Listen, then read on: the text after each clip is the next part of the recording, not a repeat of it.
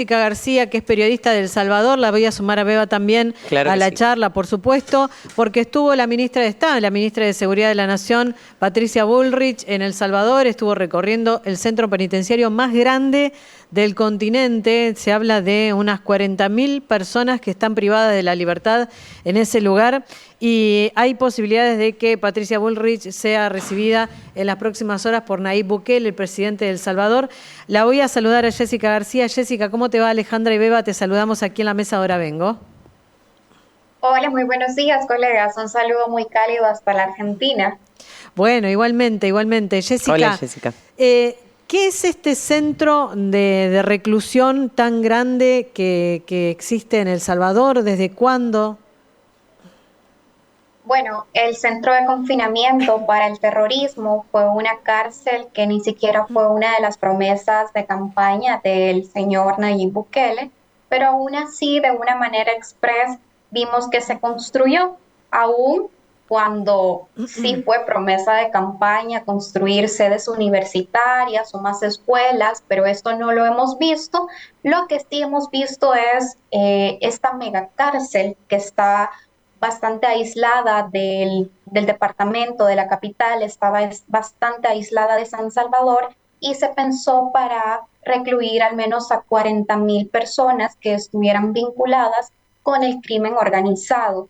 Efectivamente, periodistas de diversos países y personas que tienen autoridad en materia de derechos humanos constatan que sí, efectivamente son personas que evidencian tatuajes en sus cuerpos alusivos a grupos delincuenciales. Ahora bien, vale decir que estas personas pudiesen ya haber pasado por un juicio y se les pudo haber encontrado culpables. En cambio, en otras cárceles en donde nadie tiene acceso, ni la prensa, ni personas defensoras de derechos humanos, pueden constatar que quienes estén ahí verdaderamente tengan vínculos con las pandillas. Esas son otros centros de reclusión, otras cárceles, no específicamente Sí, esta. sí, son otras cárceles. Del SECOT, sí, muchos periodistas, incluso internacionales de Sudamérica, han constatado que estas personas dentro del SECOT sí cuentan con marcas en su piel o tatuajes que hacen alusión a grupos delincuenciales. Pero como les explico, en otras cárceles que no tienen cercanía con el SECOT, organizaciones defensoras de derechos humanos tienen en sus registros registros de muertes de personas que no fueron vinculadas con el crimen organizado y que aún así se les detuvo bajo este régimen de excepción que ya lleva más de 2 años de vigencia en nuestro país. ¿Qué tal, Jessica? Mi nombre es Beba. Esto que hablas acerca de los tatuajes que algunos presos llevan en alusión a barras o a, bueno, grupos delictivos. ¿Eso que se estilaba? Como, nosotros como para entender, ¿hay personas que tienen tatuajes y que pertenecen a determinada banda asesina? Sí, como tú lo dices, estos tatuajes servían para marcar a qué grupo delincuencial pertenecía cada persona. Algunos se denominaban con algunas letras, otros con algún número, pero hasta hace muy poco, quizás ni siquiera yo como periodista hubiese podido explicar la definición de estas letras o conceptos porque la asamblea legislativa, no sé si en Argentina será el Congreso, Sí. determinó una ley mordaza en la que nosotros como periodistas no podíamos especificar estas cosas porque se nos podía llegar a enjuiciar. Entonces, Claro. hablar del régimen de excepción tiene bastantes aristas, desde el arista de que ha llevado seguridad a la población salvadoreña, porque efectivamente hay personas vinculadas al terrorismo que han sido capturadas, pero también aristas como que personas que no se les ha encontrado vínculos con las pandillas han sido capturadas y muchas de estas están enfermas o han muerto según organizaciones de derechos humanos dentro de estos centros penitenciarios a los que nadie tiene acceso. ¿Cómo llegó, perdón, Beba, cómo llegó a desmadrarse tanto la situación en El Salvador que terminan con este régimen de excepción tan estricto, tan duro y con la construcción de una cárcel de este tipo con 40.000 presos adentro? Digo, ¿qué pasó en El Salvador para entender la situación que se vivía previo a este régimen? Bueno, aproximadamente 20 años ha vivido El Salvador dominado por estos grupos delincuenciales. Para ponerlos en contexto, muchas personas ni siquiera en las colonias en las que vivían estaban tranquilas o con la seguridad de que por ser conocidos de estos grupos delincuenciales, su vida podía estar a salvo. Nada los garantizaba. Es más, estas personas que pertenecían a grupos delincuenciales cometieron crímenes atroces. Ujú. Nadie niega eso. Cometieron crímenes contra menores de edad, no tuvieron filtro alguno para asesinar, violar, poner una renta, una extorsión a las personas, al más sencillo de los vendedores, no importaba a quién. Claro. Llevábamos en El Salvador un récord histórico de asesinatos, de crímenes indescriptibles. Y bueno, según reportes de periodismo, de investigación, en marzo de 2022, que hubo un repunte de asesinatos, Ujú. la investigación del medio digital El Faro nos indica que hubo una ruptura entre las relaciones del gobierno de Nayib Bukele con una de estas estructuras pandilleriles y se desató el índice de homicidios un fin de semana. Entonces, el gobierno agilizó las medidas legales para instaurar el régimen de excepción y ya llevamos 25 veces renovado este mecanismo. 25 veces. Mes a mes Mm. ha venido siendo renovado. Ah, claro, claro, 2 años y piquito. Sí. Sí, no, quería preguntarte, Jessica, en base a estas situaciones de, que podríamos llamarlo, de posible injusticia de personas que están detenidas, pero que no le encontraron ninguna vinculación con algún tipo de estas barras. ¿Hay alguien que reclame por ellas? ¿Se puede denunciar esto? ¿Se habla en los medios de comunicación de El Salvador? Bien, con estas capturas arbitrarias que les he manifestado, vale decir que no solo los organismos defensores de derechos humanos están auxiliando a los familiares de las víctimas, en especial a las madres que reclaman por el paradero de sus hijos, a los hijos que quedaron desprotegidos, a las familias por completo. No solo en asistencia humanitaria, sino también en el socorro judicial pertinente. Y más importante aún, las mismas autoridades salvadoreñas, el mismo ministro de Justicia y Seguridad Pública con el que se reunió la ministra argentina, el ministro Gustavo Villatoro, ha reconocido ante la prensa que existe un margen de error. Claro. El Ellos año mismos. pasado Sí. reconoció que había una liberación de 7.000 personas.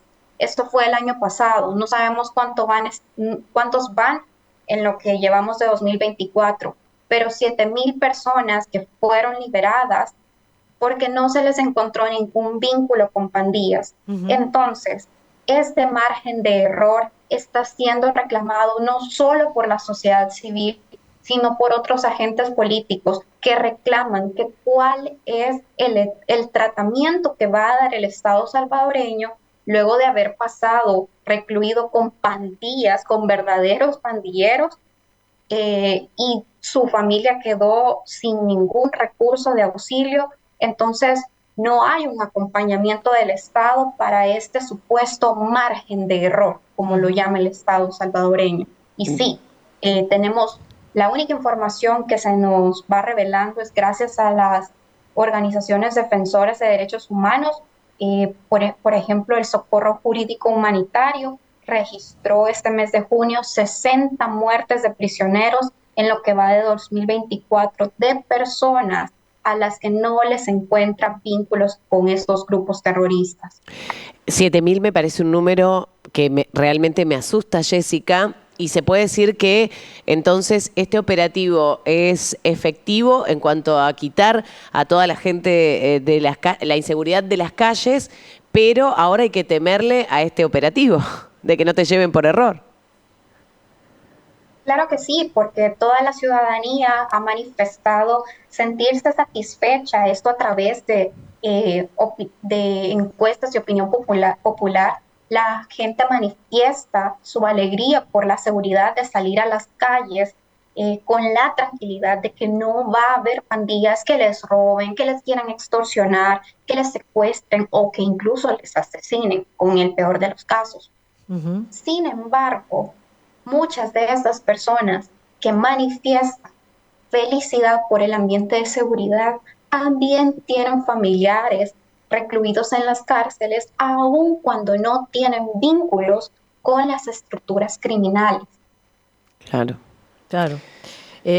Sin embargo, la Asamblea Legislativa, es el Congreso nuestro sería, la Asamblea Legislativa le sigue dando el aval a este régimen de excepción, ¿no? Claro que sí. El factor aquí determinante es que la Asamblea Legislativa ha conseguido una mayoría con el partido de Nayib Bukele. El Claro. partido se llama Nuevas Ideas. Ujú, Entonces, todo lo que viene de Casa Presidencial, por ejemplo, las solicitudes para la prórroga del régimen de excepción son avaladas. ujú, claro. Argentina tiene un especial interés, la ciudad de Rosario particularmente, que vive situaciones muy, muy graves que hacen, nosotros vemos mucho lo que pasa en El Salvador y lo que se está haciendo mucho parecería que tiende a tener un control de las cárceles muy similar. ¿Han ido muchos países en estos últimos tiempos a tomar el modelo Bukele como está sucediendo con Argentina?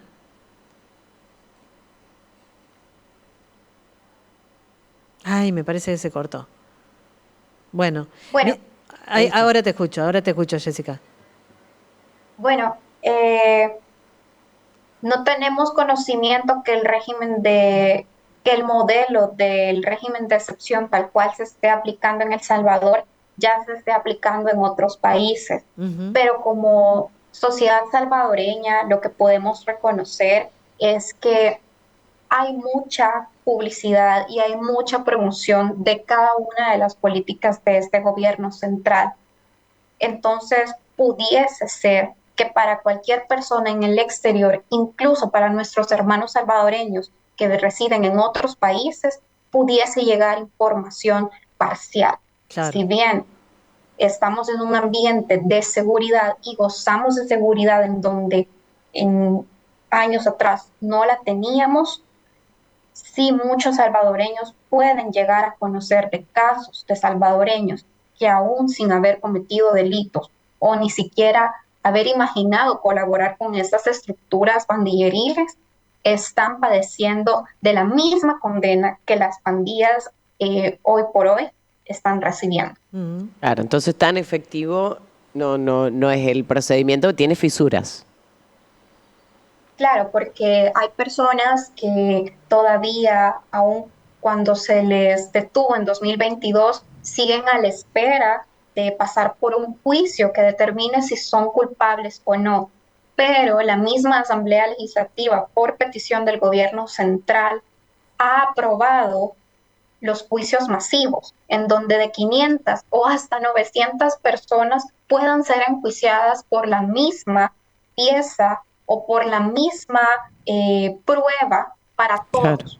No hay mm, individualización de los casos. ujú, Entonces, régimen de excepción en materia judicial, en materia penal, según expertos en derecho en El Salvador, es vulnerabilidad al debido proceso y al debido proceso penal judicial para cada uno de los casos. mm, He hablado con muchos abogados y me explican que no es el debido proceso penal que a mí se me enjuicia con la prueba que se le enjuician a los claro. demás. Entonces, hay faltas en las garantías del debido proceso. Bien. Las maras son justamente estas agrupaciones criminales que están caracterizados por esto, por los tatuajes y por cometer crímenes horrendos, como bien decías también, Jessica. ¿Tenían especial interés en tener chicos menores de edad entre sus filas? Digo porque en Santa Fe, en Rosario, donde estamos nosotros, dentro de Argentina, hay un problema muy grande por la cantidad de niños que son utilizados como, entre comillas, soldaditos de las agrupaciones criminales.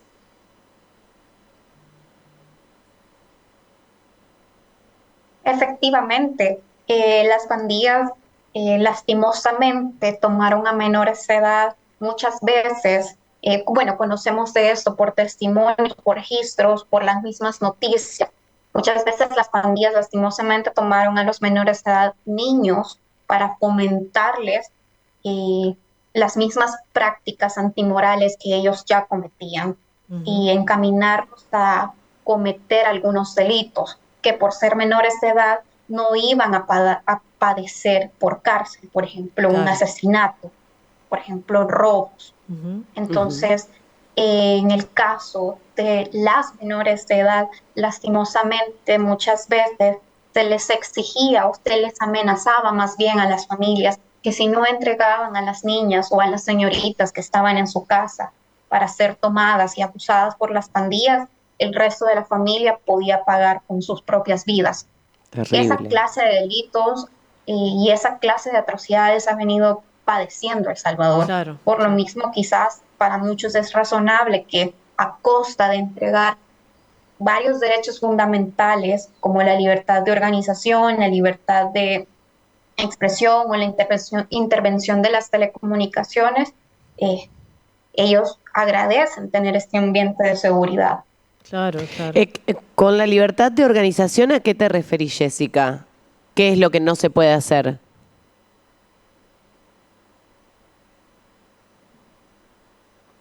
A ver si está Si Jessica. bien Si bien en El Salvador tenemos por derecho constitucional la protesta, eh, en organizaciones de derechos humanos ya reconocen que personas que exigen la libertad de sus familiares que fueron detenidos de manera arbitraria también han sido víctimas de capturas del régimen de excepción.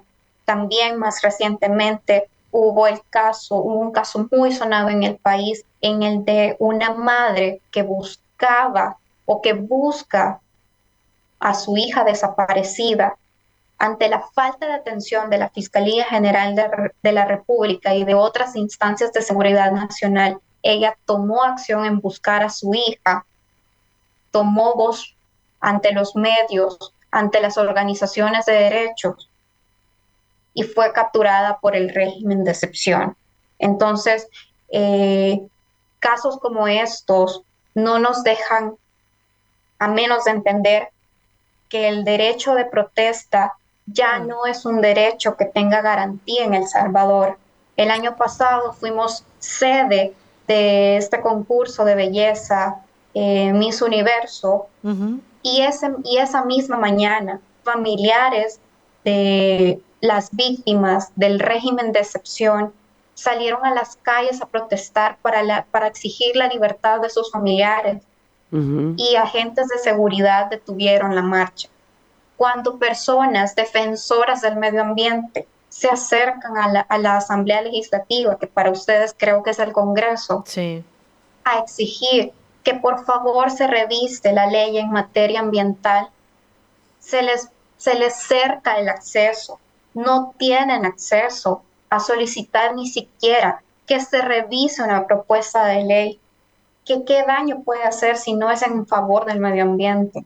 No hay garantía de que el salvadoreño, las salvadoreñas puedan salir a protestar y se les irrumpa con agentes de seguridad esta marcha o esta protesta.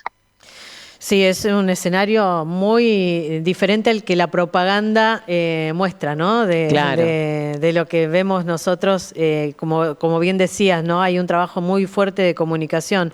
Y nos aún, trae horribles recuerdos también a los argentinos, que ya lo Cata. hemos pasado Lo que estaba también. contando recién Jessica. Y y ya para ir cerrando la charla, Jessica, un dato importante que no hay que perder de vista, que Nayib Bukele termina ganando las elecciones por un amplio margen, ¿no? Claro que sí. Bueno, el tema de las elecciones también es de verla desde varias aristas, porque para empezar, su candidatura no era legítima. En El Salvador, la Constitución prohíbe la reelección presidencial, prohíbe un segundo mandato consecutivo y el mismo mandatario Nayib Bukele en entrevistas anteriores a su segunda candidatura reconocía esta ilegalidad.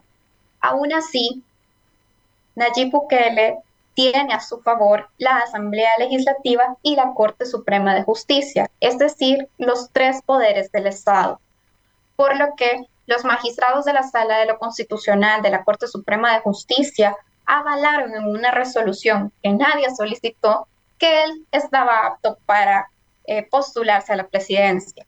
Luego Nayib Bukele se postula y por la amplia popularidad y simpatía que le ha dejado eh, el conseguir a través de su régimen de excepción un ambiente de seguridad, posiblemente haya sido la carta que utilizó para aprovechar en la propaganda gubernamental y que le diera una amplia ventaja en las urnas. Claro. Jessica, te agradecemos muchísimo esta charla, con Ahora Vengo. Impecable. Sí, muchísimas gracias. No, gracias a ustedes por la oportunidad. Un cálido saludo a toda la población argentina y en especial a los salvadoreños que residen allá. Gracias, un abrazo. Jessica García es periodista de El Salvador con una mirada quizás diferente a la que estamos acostumbrados a ver desde la propaganda que surge también de El Salvador. Pero me parece muy objetiva también, Jessica, al hablar, contando las dos partes de Sí, lo que totalmente. ocurre, sin calificar ni de un lado ni del otro, sino exponiendo realmente lo que está pasando. Es el famoso, pero ¿a qué costo, Cata? Claro.